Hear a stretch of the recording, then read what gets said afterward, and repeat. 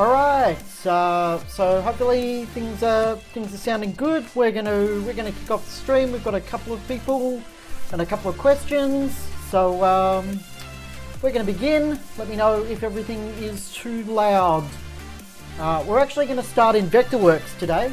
As crazy as that is, the first thing we're gonna do is we're gonna do a and I've decided that throughout all my testing, I've managed to put myself behind my Vectorworks.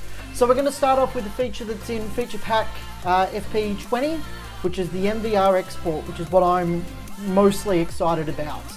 MVR is the most amazing thing to ever grace our industry when it works. So if it works, it'll be fantastic.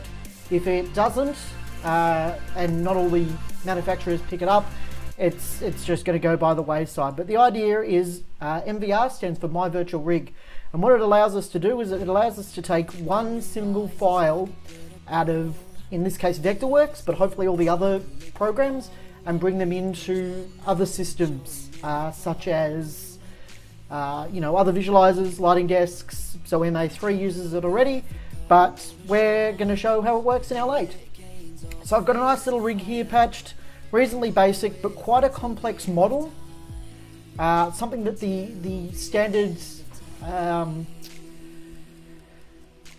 L8 export plugin may have struggled with, just because we've got lots of stage decks and lots of weird things, and then we've got our lighting rig. So if we go up to Spotlight and we just go export MVR, we firstly get a selection of what we want to export, and then we can save that file. So I'm going to delete the old one, just so I don't get confused, and we're going to call it stream. And it's going to export, and it'll also export a lot faster. So you'll be able to take this same file if you had an MA3, because I've patched the fixtures, you'll be able to take it in, and then, sorry, I'm just reading the comments and seeing other people answering questions and being genuine, lovely people. Let me know if the music is too loud. But anyway, so we can export this file out, and then we're going to jump into L8, and we're going to ingest it. Let me just jump across to our lovely little system with me putting my window across. I promise you, normally we're a little more professional than this. It's just that when we're capturing stuff in all the applications, I can't use the normal capture method because you want to be able to see pop-up windows. So for those that aren't familiar with L8, welcome to L8. This is our lovely little visualizer. It's my favorite little program. I spend a lot of time in it, and we're gonna bring this MVR file in. So I've already sized out the room a bit, so you can see down the bottom. Basically, setup is split into two different sections. We've got DMX setup, and then we've got room setup. Room is where you put all your truss, all your people, all those kind of objects, and then DMX is where you do all your lights and stuff. So we're going to start in room. And we're going to go browse 3D model, and we're going to go explorer, and we're going to locate this file that I just created. So it's under add-ons and then stream.mvr, so it's an 11 megabyte file, and we're going to double click and we're going to wait for L8 to import this. So it's going to import everything that we had in that Vectorworks file, and it's going to patch the lights, and we're going to be ready to go in seconds. Hey guys, hey Ben, hey Brad, and hey Dane. I don't know who else is here, because it don't show me. Now, this is one big difference. If you've ever used the L8 export function that was previously available, you know that you would have had to export all your room objects, and then you would have to go and repeat the process and import all your light objects. No longer a problem. When we import an MVR, the L8 software goes, hey, we've noticed that you've got this fixture patch. Would you like us to import that as well? And of course we say yes. So now we've got our nice little stage in here with all our lights. And again, those that have used the old plugin, and I'm not ragging on the old plugin, I love the old plugin, but this is the way it really should be. It's so nice, and I'm so glad they put the time into it. We can see something that was a lot harder in previous versions with the old exporter, which is we've got lights sitting on the deck in their current rotation, ready to go. So we're going to hop into DMX setup for a sec. We're going to see that our patch is there, and even our fixture IDs are there. How good is that? And we're going to select all fixtures.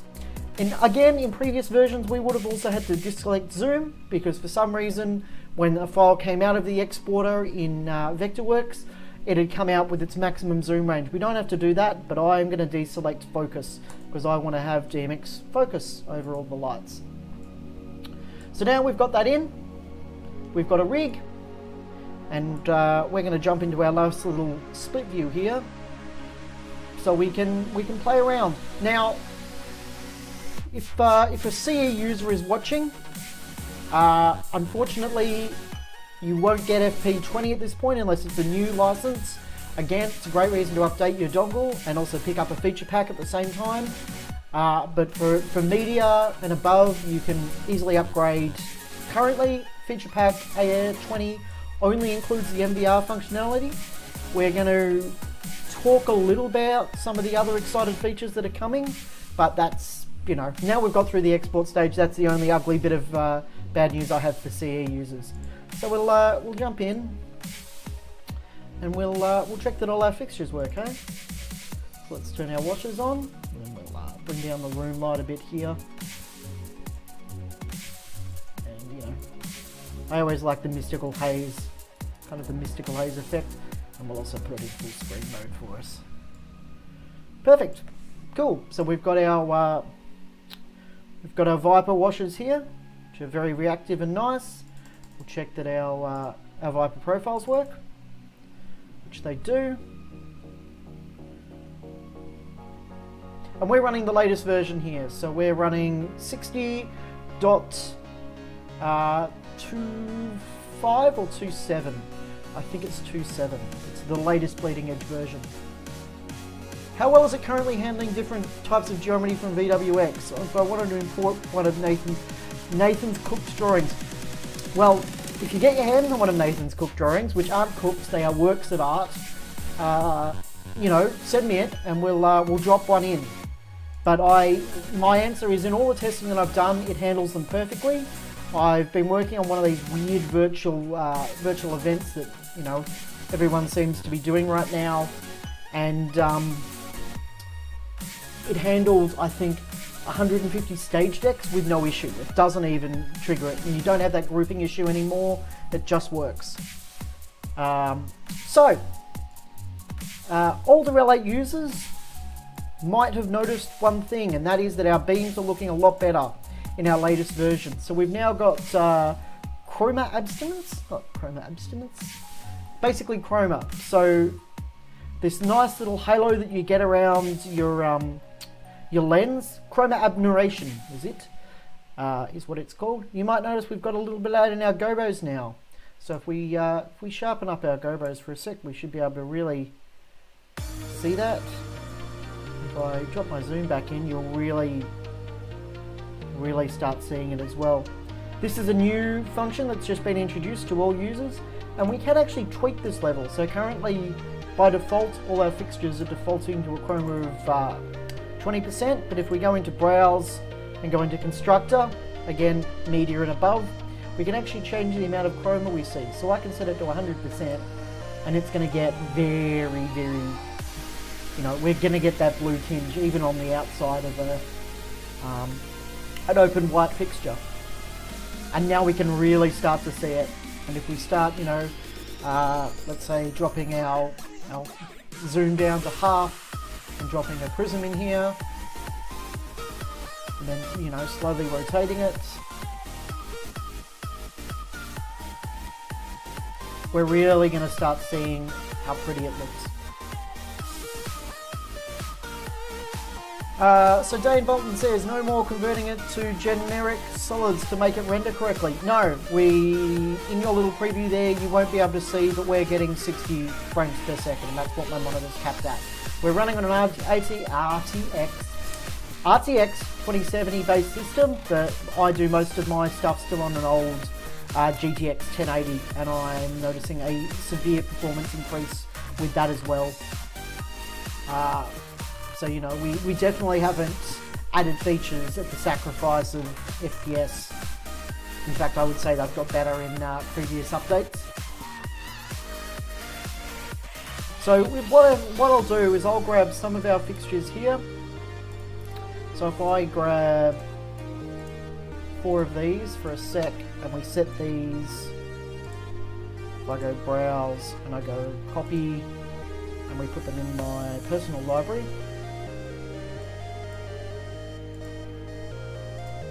and I set these ones back to just using normal chroma, I've grabbed wash lights. I meant to grab the spots. So if I grab these 4 and do the same thing, browse, instructor,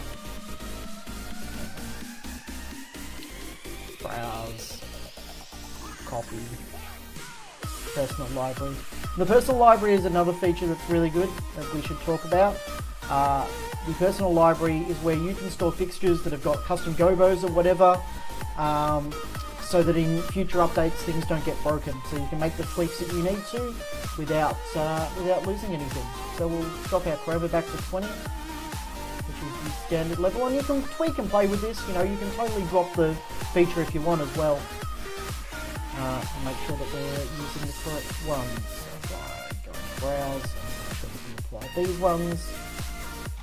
There we go. You'll be able to really see it. So if I take out the colour, so you can see the ones on the left are running a chroma of 100, and the ones on the right were running what previous versions would have defined as normal levels of chroma. Really, really cool, really handy feature. And this is L8, you know. So we'll continue playing, and I will take some questions. I know Ben Rapson had some questions regarding LED mapping, and we will definitely get to those. But in the meantime, you know, let's go around this model. Whoever built this, that is not how you pin truss together. But hey, at least we've got the cat heads. What else did we add? So we've added Super Sharpies to this show file. And they work, of course. Often it is difficult for a person to control a complicated sound synthesizer quickly enough. A computer can take over much of this control work.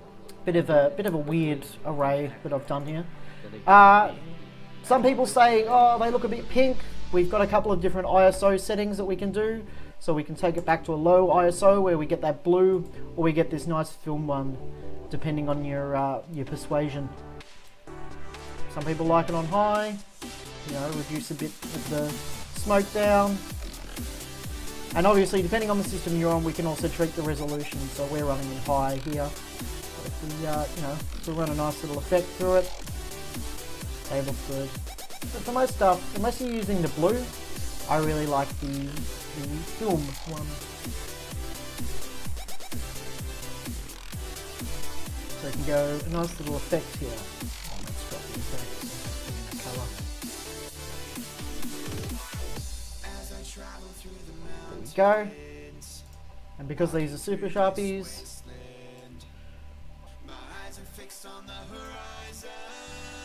you can also tweak a bit, like so.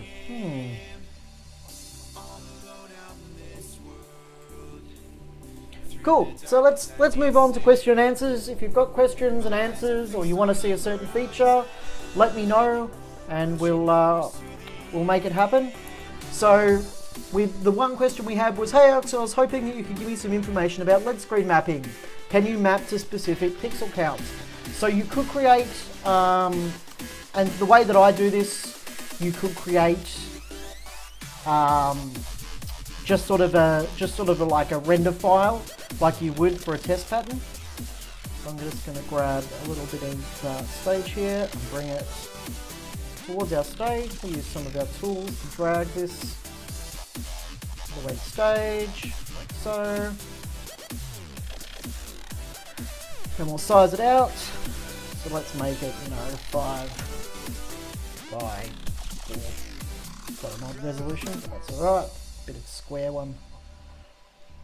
But this will give us a really good example of what we can do. So with the media and above versions, we can put video on this. With the below versions, we can just put images. So if I center this to our stage here, like so, and make sure that it's not through anything, we can chuck a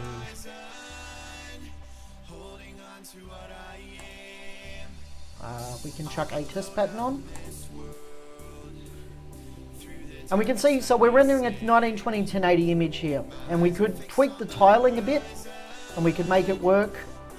And this is also something that we can do if you wanted to do, you know, not exactly pixel perfect, but if you've got a really nice test pattern, like you've generated one, you can bring your file in and just tweak and do it here.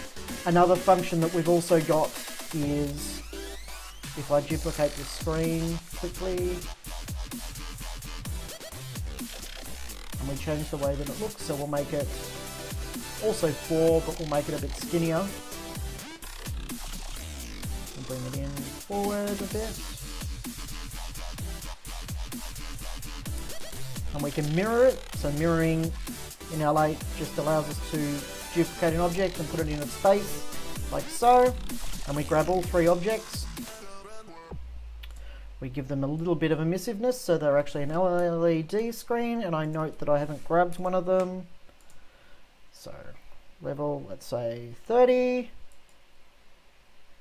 What we can do is, if you need to punch out a really quick render, you can use what's called the record view. So if you've got the same thing up, we can see that this is our 1920 1080 image. We can actually size out our 1920 1080 image like so.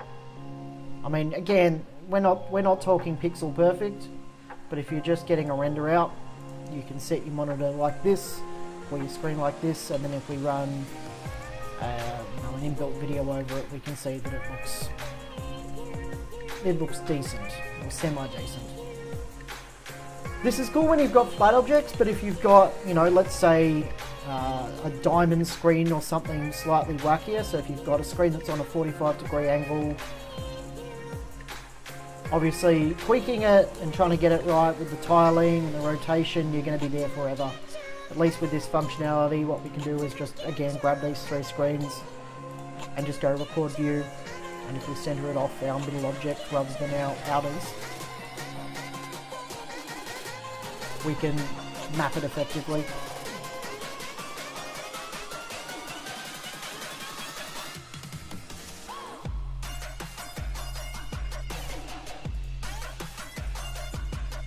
So we can kind of get it, you know, to a point. And once it's set with one input, we can swap it out for any object or test pattern or whatever we need to do quite easily. But no, we can't do, you know, very well-defined pixel by pixel stuff. There has been a request for it, but the development team for L8 is quite small and they're focused on lots of other things. MVR was one of the big ones on the roadmap. Currently, another one that's been discussed, you know, mainly externally, has been people wanting an NDI output so that they can do their virtual production stuff. And obviously right now we're tailoring towards that market as best as we can. So we're hoping to see that come in, but again, you know, things happen and we've just got to be hopeful.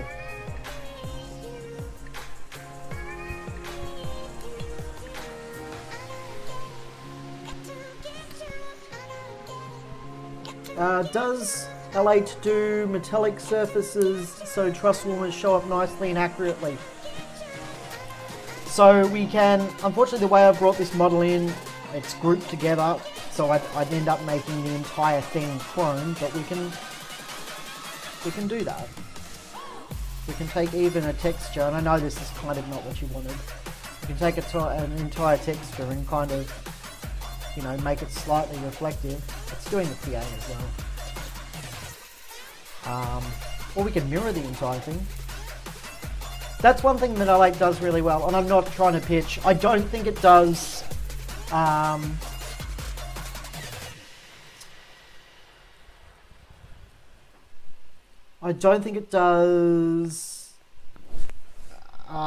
HDRI.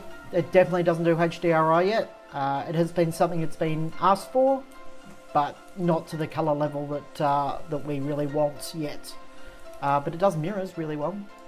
So if you want to make a big mirrored surface, you could do that. Let's do that, and then I will move on to the other questions that we've got.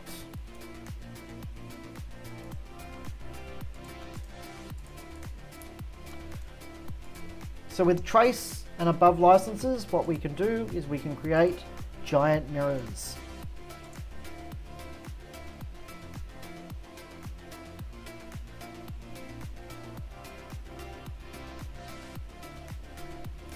Like so. And we can't bounce light off them, but we at least get this nice mirrored look, so you can get some really nice infinite sort of looks in your world.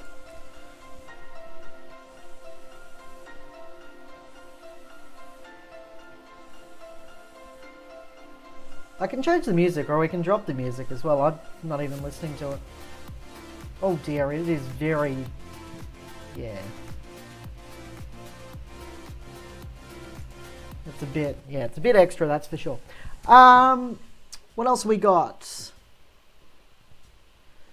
So, I'd like to see indirect lighting from emissive materials in the surface in the future. So that relates to the fact that LED screens and objects don't light up objects in front of them.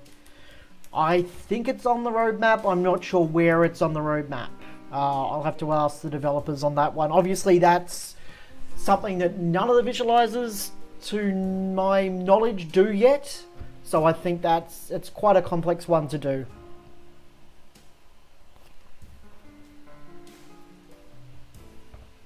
I believe, well, we've had a beta of bounce mirrors, but it got removed because the frame rate was, I would describe it as subpar.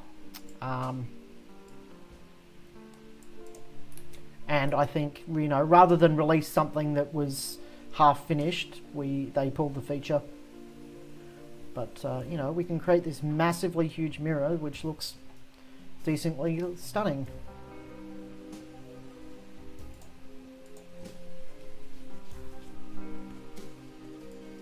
And I mean, we can also mirror the entire room. If you want that whole, like, infinite look, we could grab all of the walls, clear their textures, and make them a mirror.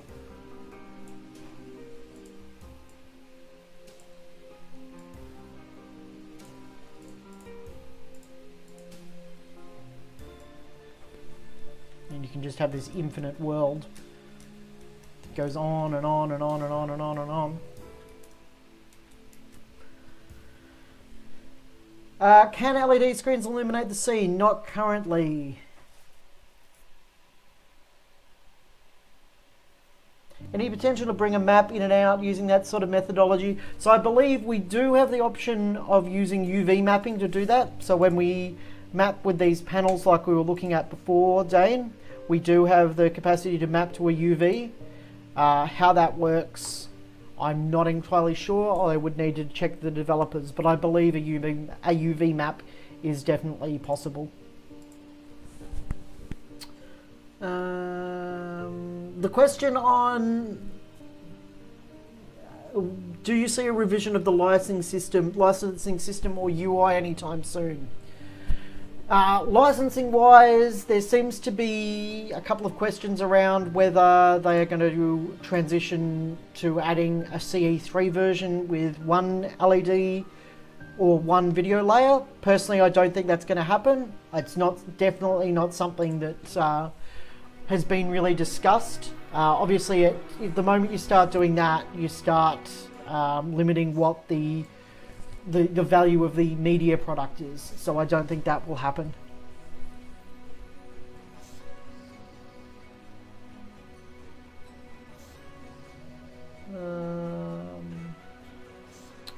And as for the UI, I don't know whether anything's happening on a user interface front.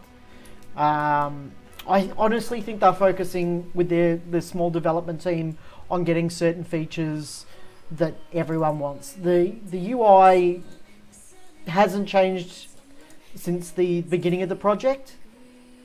Some people like it, some people don't. But personally, I find it utilitarian, and I've definitely got used to it. I mean, they've tried to soften what it looks like. Now at least we can color it if we want, so we can make it look a little less aggressive. But you know, it varies. I think it comes down to personal taste.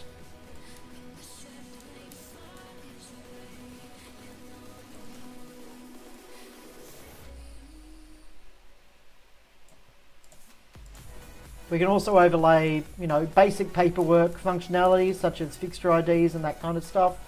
And we can make that text larger as well. So if we went into like a paper view or DMX rather, and we selected our fixtures, we can get a bit more information.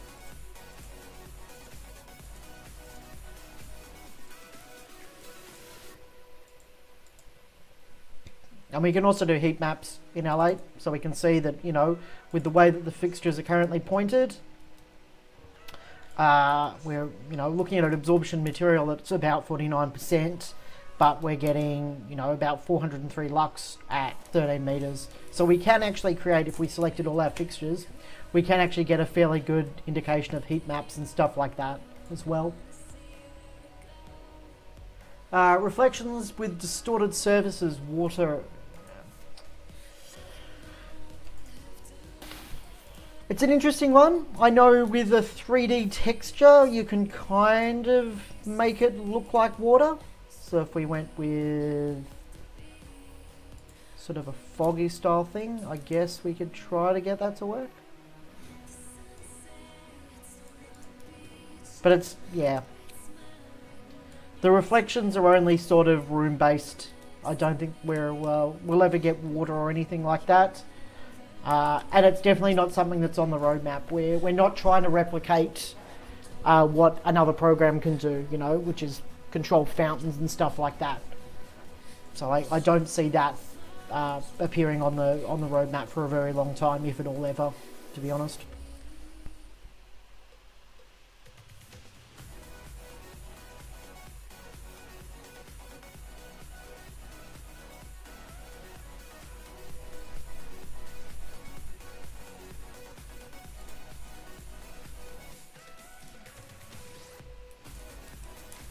We've obviously, in feature pack 19, we've added a wide range of people now, so we can bring in a person.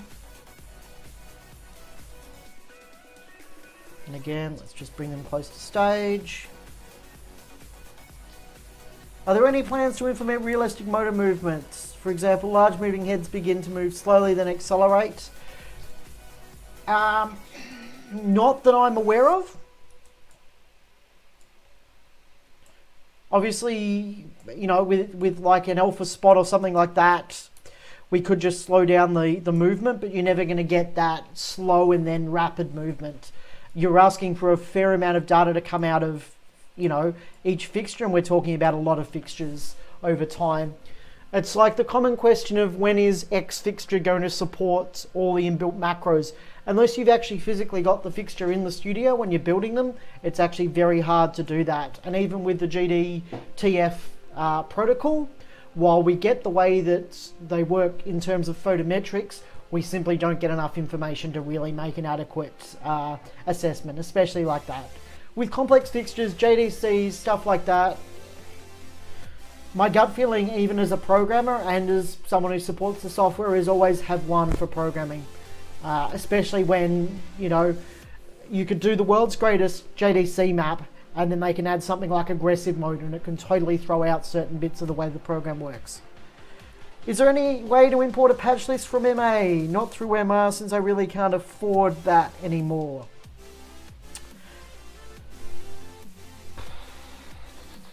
You could do it via the XML, and if you export it out of MA3 and had an MVR, I'm sure we can offer a one-time service to convert your files.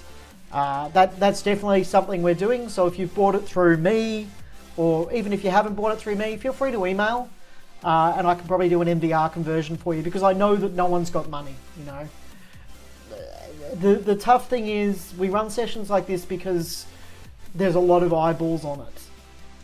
There's definitely not an expectation to buy. And I wish that I wish that, I could say we're going to give away 5 licenses of L8 right here on stream, but it's simply not going to happen because, everyone in the industry, including our visualizer partners, are doing it tough as well.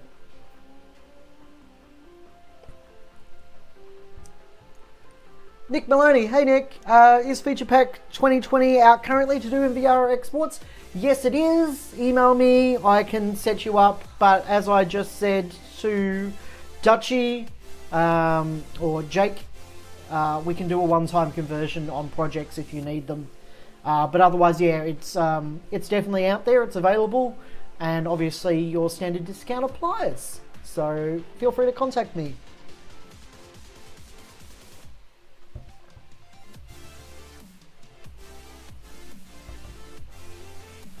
So we can do moving people, do lots of moving people. So we've got a nice little presenter here and we can do different motions, and we can actually even import our own 3D people now. I haven't been through the process of importing my own 3D person yet, but it definitely is on the list. But, for now we've got quite a large library of people that can do different things. We can even DMX control them or put them in sepia if you're so inclined. But let's duplicate her and let's build ourselves a bit of a band here. Let's have a country guitarist.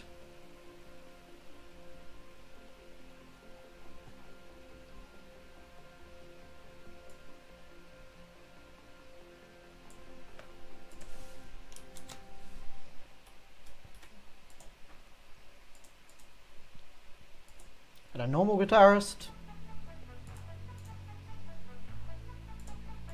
And then let's also get a drummer.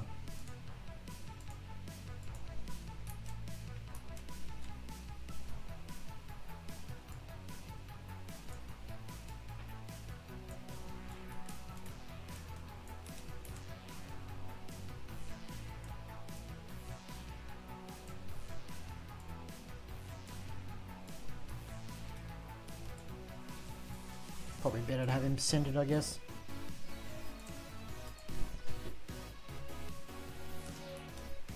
Let's spin around a bit of our front light. What do we reckon? There we go.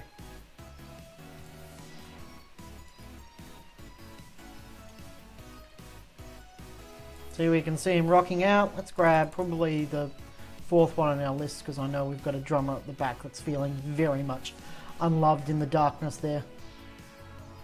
There we go. So you can do a nice little stage of people here, all doing different actions. Some astute people may have seen that I glossed over our animal collection. We can do a tiger.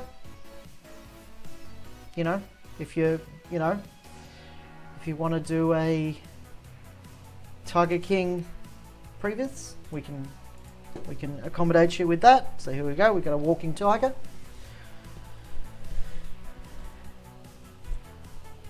Nathan Aveling, sorry I may have missed this, but does this do NDI? Yes, so we can do NDI in. So with the media versions and above, we can do up to 8 NDI input sources. So we can bring normal video files in. We can also take a hypnotizer 3, but not 4. And then we've got 9 NDI inputs as well as all your capture cards and all that kind of stuff. We can also do virtual cameras in trace and above.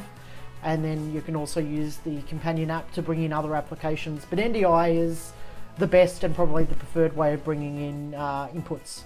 And there's no resolution restriction on that. Why should I choose L8 over Depends? What are the pros of L8? I can't compare because there's no demo of L8. In my opinion, these visualizers, you can only compare at this level. Personally, I think they're built for very different purposes. And that's not a strategic way of saying that Depends is better than L8. Depends is really good if you want to create incredibly high definition video outputs and you're happy to deal with keyframe rendering and all of that kind of stuff, and you're dealing with pyrotechnics or water-based things. L8 is good if you're doing real-time based stuff, and I think many people would agree with me on that front. You're right. I think it's really hard to sell and trust a product when you don't get your hands on it. And there was a demo very, very early in the process, but it becomes increasingly difficult to keep a demo version up to date, because there are always people trying to find ways of exploiting the system. And the benefit is that, you know, we've got the CE and CE2 versions, which are the cheapest visualizer on the market other than being free. And there are promo codes available for that if you want a little bit of a discount, but you know, CE starts at 88 euros. So if you're looking to looking at visualizers, I would highly recommend looking at both of them and working out what's best for your specific needs. Dane, did you just call them synchronom?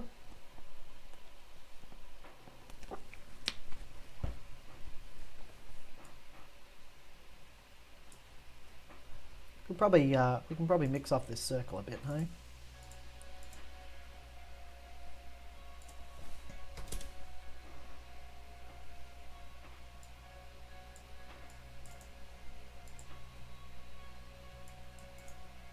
See, one of those hideous bounce effects. What other questions have we got?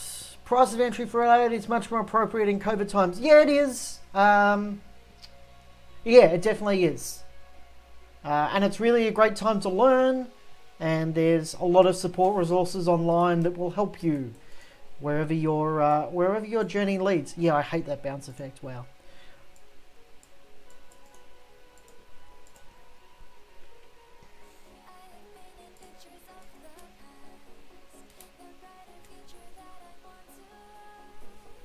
And for current L8 users, L8 CE users, we do offer an upgrade path to media and stuff. Not that many people will be, you know, taking us up on that, but CE is a fantastic product. You get 12 months of fixture updates, but you hold the software for a lifetime. So after 12 months, you won't get any fixture updates anymore, but you'll still be able to use the software in perpetuity or upgrade at that time. So it's definitely well worth the money, I reckon. And it's only 88 euros. I can't remember what it is with the discount code, but it's cheaper with a discount code, of course. Does L8 do SFX, CO2 and Pyro? There's a button down here that says particles, which has some confetti, some CO2 and some fire. The feature is not ready yet. It will be part of feature pack 20. They're still working on, you know, getting it to work perfectly. Many of you may have seen a video that came out from Amir Cohen, where he does a virtual production demo video. That shows the smoke and fire effects. So no, not at this point, but in the future, it's definitely on the list, and it's something that's in the developer builds right now. And I should stress that this is not a developer build, this is the public build that we've got here, but just under particles is where you'll find it. Currently in there's just empty, but with the developer builds, there's something there. And the confetti looks really good. I've seen the confetti, I've looked at the fire, and I've seen the CO2. It looks cool. Can you build fixtures with your own 3D models, Felix? No, not at this point. You can't. I am unaware of any plans to make changes to that concept, but not at this point. But, you know, the turnaround time to getting a fixture added into L8 is quite rapid. Normally the turnaround time is 48 to 72 hours, depending on the amount of detail you can provide. So if you can provide a picture and you can provide, you know, all the details that you would possibly need to build a fixture, that process can be very quick. And, you know, requests can be made directly to L8 or myself if you're based in the Asia Pacific region.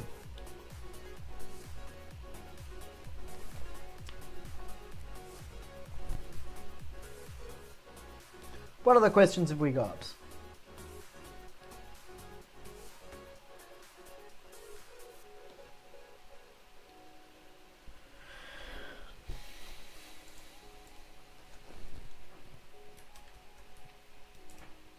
What symbols do we have? So we've got an inbuilt symbol library that includes L-acoustics, many boxes of L-acoustics, stage decks, and lots of different truss things. So if you don't, if you aren't investing in Vectorworks, you can build quite comfortably in L8. And you can also quickly, build up a truss. Things will snap together. So if we brought in a light quite quickly, let's say we brought in, a Highlander wash, and I use the directional tools, we can see that it actually snaps to the truss. So if we, if we wanted to array 3 of these, we could grab 3, and let's say we wanted to space them by 3 meters. We can easily space them out quite easily like so. And without even DMX control, so we've got a lighting desk connected currently. Without a lighting desk connected, we can get rudimentary focus and stuff like that done, including using the radar functionality to, sort of point lights where we want them.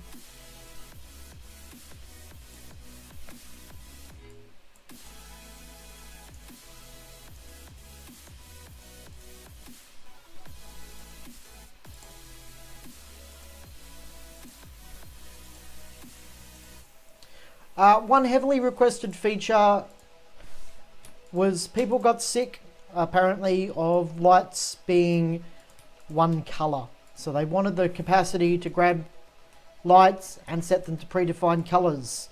That is also now an option. So we can see this is the default color. We can have the reflections of black. We can go silver, gold, or we can even have, if you're doing a wedding, white.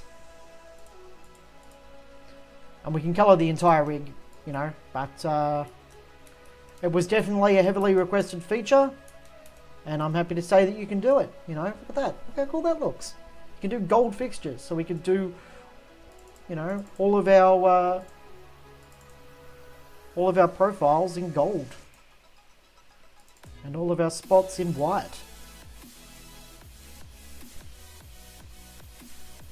Very vibrant rig, incredibly vibrant now. It didn't do those 4 because we've got them running a different patch.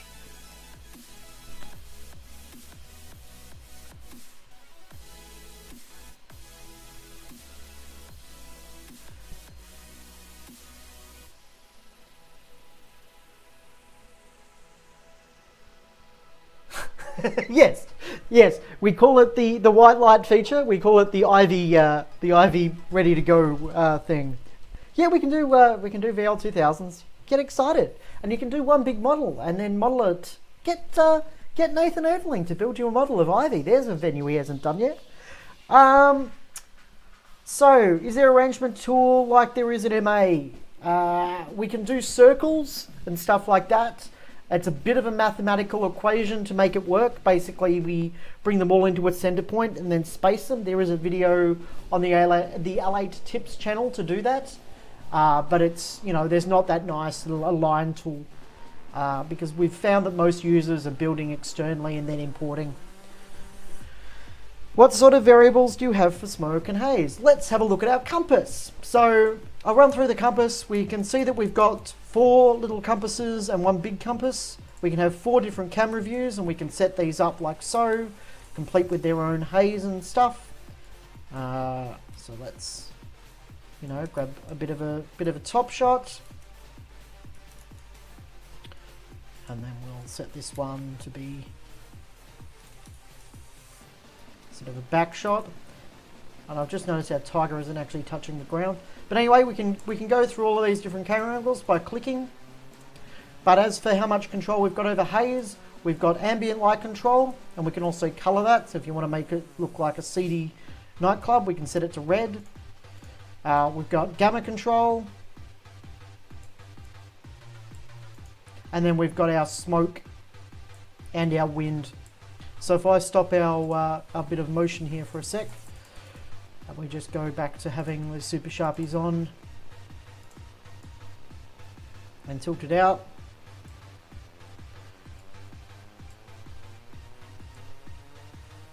We can see with With the full wind, it becomes quite windy, or we can slowly reduce it back down as we want. And everything that you see here in this little menu is DMX controllable.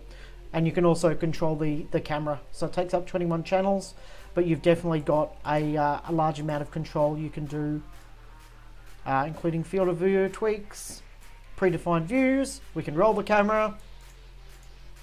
And then we've got our quality settings. So we can do draft resolution, which is good for building, and we can see that it gets very pixelated.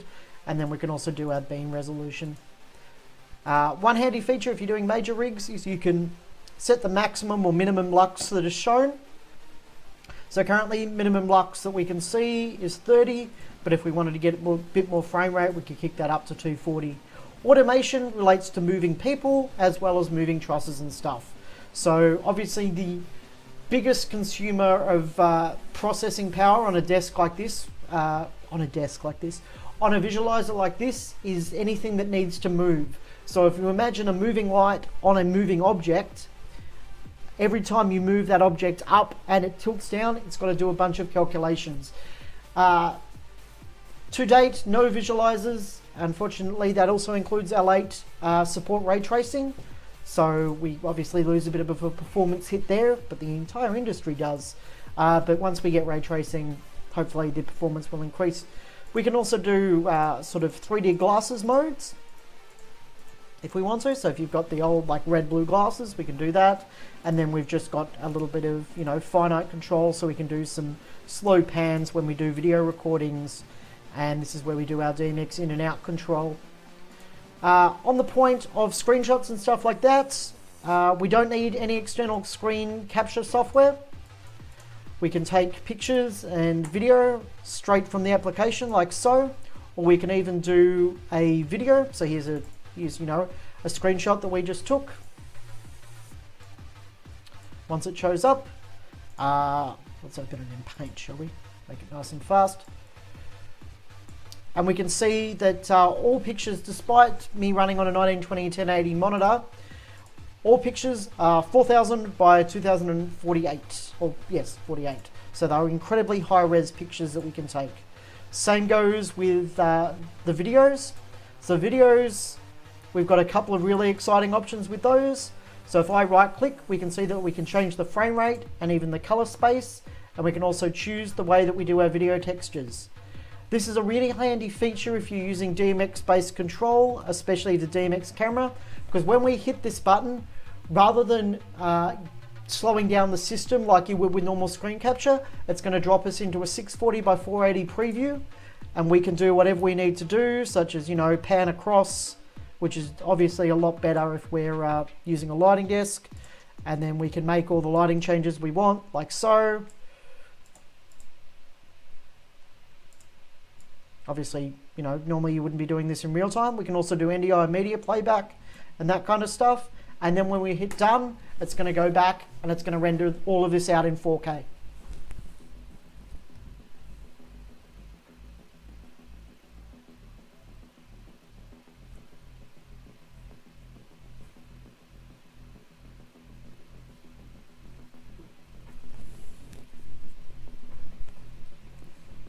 And then it's going to import it out as an MPEG-4. So this is a really cool feature, and it definitely sets itself apart from other visualizers where you've got to externally do this process using screen capture software. So again, if we click and run this, we can see that we've got a very high res video here.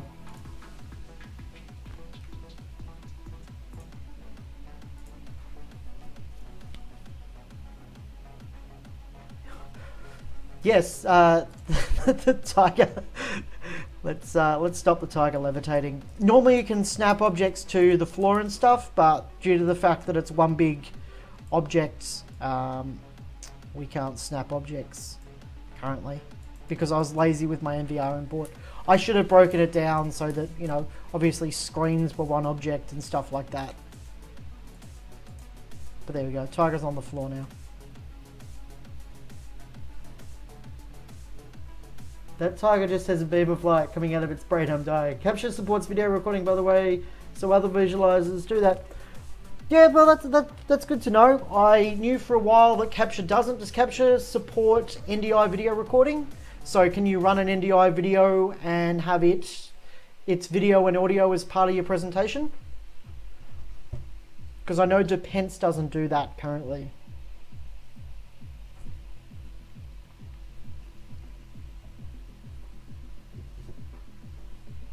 And it's not about mudslinging. Honestly, you know, I would suggest that everyone look at every product that's on the market. Every informed buyer should be making decisions based on their own research. You shouldn't be just blindly trusting people. So, you know, organize, and that goes for L8 as well. Organize a demo. I do one-to-one demos, very similar to this, but over Zoom, so the quality is a little worse. But, you know, we definitely can do stuff and facilitate even dongle hires if you're based in Australia. We can basically hook you up with a dongle remotely now, if required. Just noticed one of my Vipers is sick. There you go. We're emulating a profile there. Yeah, that's interesting. It must be mispatched. 121. But yeah, we can definitely do it.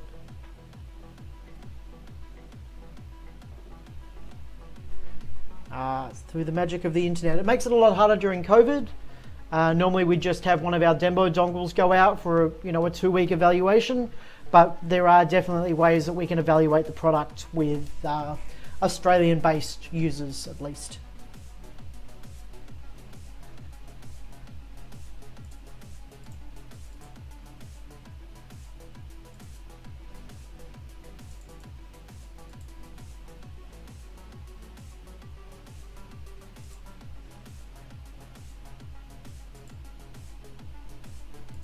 Yeah, it's weird. That's that one is actually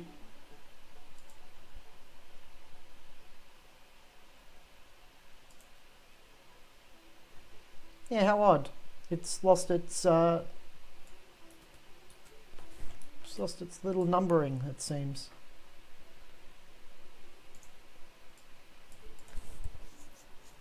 The real-time playback and then re-render process is really cool. Yeah, it really is. It's quite impressive. Having spent many years having to use fraps to do things, it's definitely a step forward, and it's a couple of steps forward. So I've kind of ignored the information at the bottom that I'm currently covering with my face, but this is just a preview of all the universes we've got running, just so we can see, number one, the IP address it's coming in, how many frames, and the frame rate that it's coming in at. Yes, you're all very funny. We need to reset the breaker and all of that.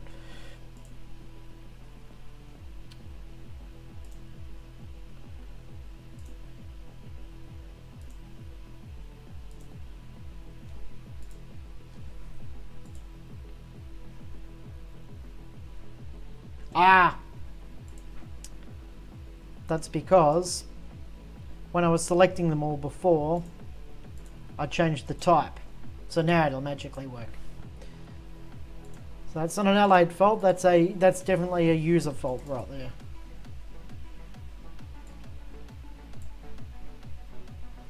And somehow the music is beat matched to that tiger that's walking.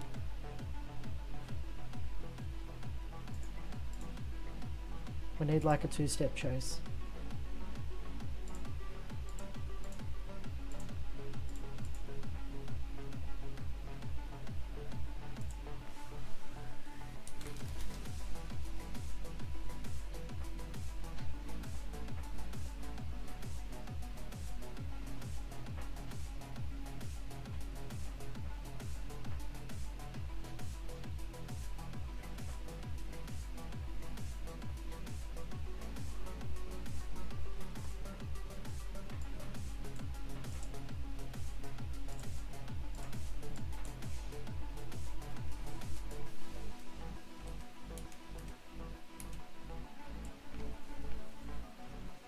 Is there a simulation of a Mac 2K catching fire?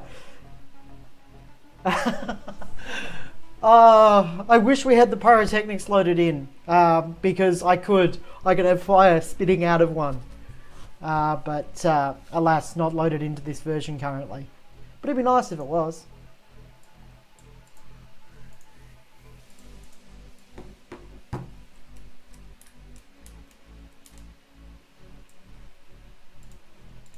But no, you can't have a flaming... I can't give you a flaming Mac 2K. But I can give you a Mac 2K that works. I can also show you Mac 250s that work. Does anyone actually remember what a Mac 250 looked like when it was bright? Neither.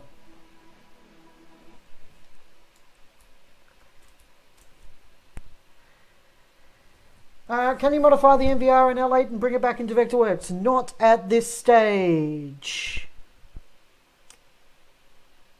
No, it's not planned as far as I know, but it's definitely been something people have requested. They want to be able to export out as MVR. So again, I'll have to ask the development team. Assuming L8 does truss movements, DMX triggered. DMX triggered for the moment. There was big talk internally of supporting one of the movement platforms. I want to say Kinesis, but I don't know how far they got with that. But we can definitely do DMX based stuff for now. To be honest, I think that's perfectly fine. I don't see any value in, prevising with Kinesis, because by the time that you're programming, logically you should be programming with the actual stuff. So I think I can see positives and negatives. I wouldn't put Kinesis rendering high on my list of wants.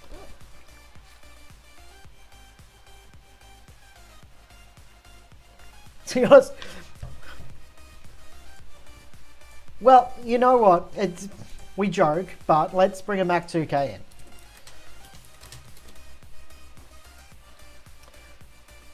What we can do, here's a Mac 2K. Let's flip it on its head.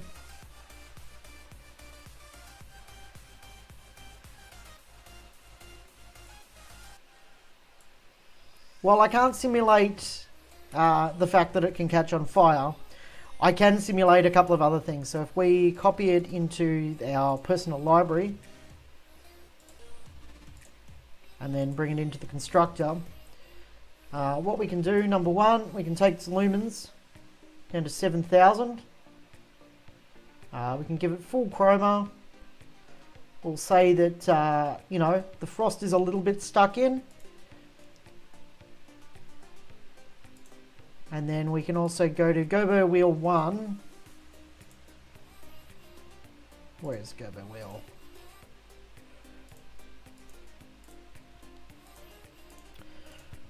And we can change out the Gobo for. I think that's perfect. I don't know what LMP is, but let's swap out two of the Gobos for things that are wrong, because that emulates to me. That's a Mac 2K to me. Every time you grab one, you heft the bloody thing out of its weird dual case, and then you come to find that it's still loaded with some client Gobo.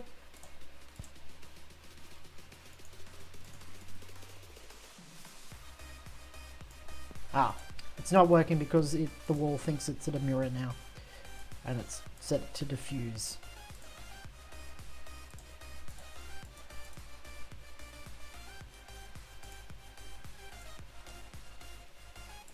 See, that's looking better. That's reasonably dull. And then if we go through our Gobo wheel, yep, there it is. Yeah, there's number one, it doesn't focus, and there's a client Gobo stuck in the damn thing.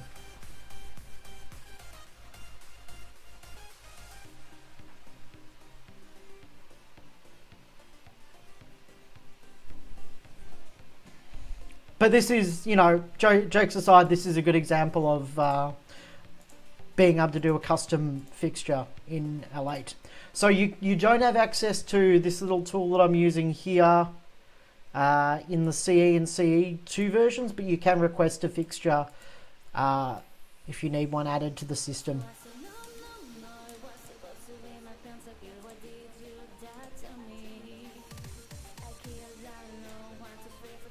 And one thing that it's got over MA3D is we can do focus.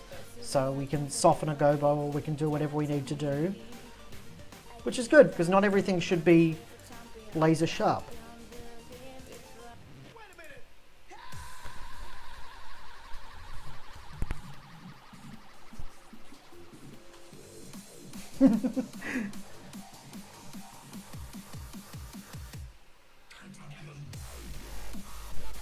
Yeah, but I was always told with the Mac 2K that you just had to like know where to place all the glass correctly with the zooms and stuff to get the best out of it.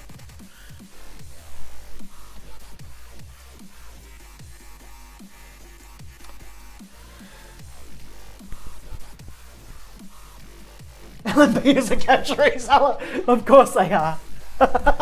Then why is it Gobo for everyone in L8? Oh dear. Oh, hopefully I've just got myself in trouble there promoting another brand.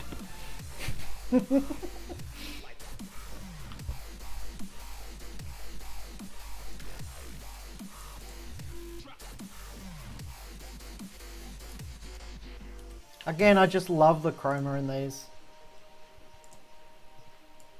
It looks so pretty.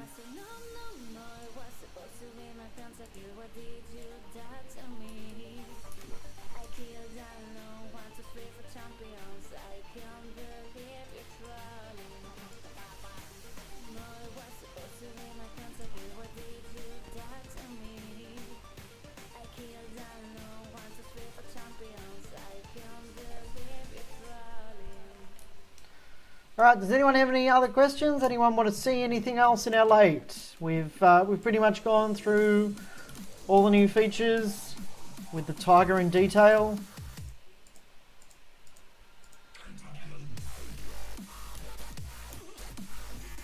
Heat maps, we've done heat maps, we've done chroma aberration. Yeah, that's pretty much it, and obviously MVR. So if anyone has any further questions, let me know. Otherwise, we might wrap this up. Hopefully it's been beneficial to some people. Hopefully it's been able to answer some questions for others.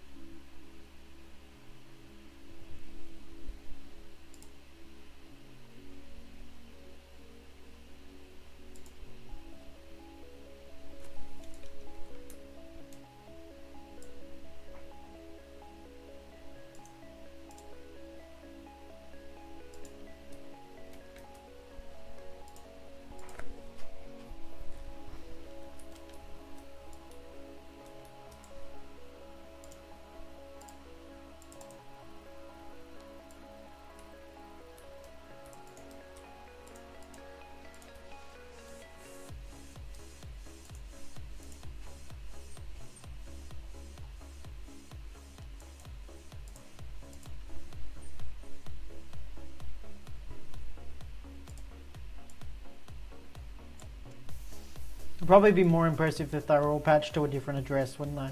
But it's still impressive to still see that we get, what, 50 frames per second? Yeah, look, if anyone's interested, obviously still get a quote, secure a nice rate for yourself now. But yeah, hopefully we'll have more features to show you next month as well. I intend on doing these once a month when major feature releases happen.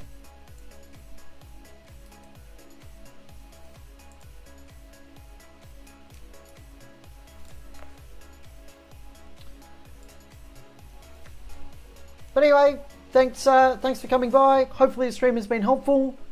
Have a great night. Thanks everyone for coming by. Bye for now.